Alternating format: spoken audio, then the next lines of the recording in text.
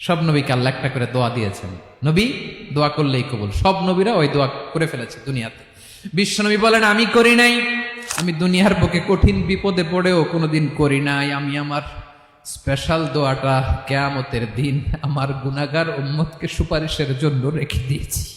আজকে আমি তোমার দরবারে দাঁড়িয়ে কিয়ামতের দিন ওই দোয়াটা করছি, আল্লাহ আমার যে উম্মতের হৃদয়ে যাররা পরিমাণ ঈমান আছে, আমার একটা উম্মতকেও তুমি জাহান্নামে ঢুকাতে পারবা না। বিশ্বনবী একবার ছাগলের রান খাচ্ছিলেন, খেতে খেতে বিশ্বনবী বলেন আনা সাইয়্যিদুন নাসি ইয়াউমাল কিয়ামা, আমি কিয়ামতের দিন সর্বশ্রেষ্ঠ হব, মানুষের মধ্যে সর্বশ্রেষ্ঠ সেরা আমি বিশ্বনবী। আলহামদুলিল্লাহ পড়েন।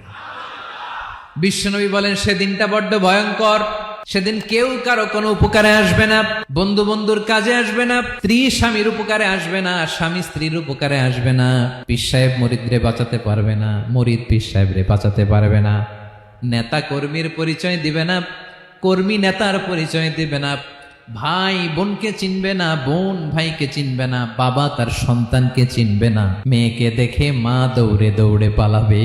বড্ড ভয়ঙ্কর দিন। বিশ্বনবী বলবেন জমিনটা এখনকার মতো থাকবে না, পুরো জমিনটা সমান হয়ে যাবে ফ্ল্যাট।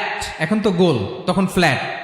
সবাই এক জমিনের উপরে দাঁড়াবে, সূর্যটা মাথার কাছে চলে আসবে, সূর্যের গরমে মানুষের মাথার মগজ গলে গলে কানের ছিদ্র নাকের ছিদ্র দিয়ে বেয়ে বেয়ে পড়বে।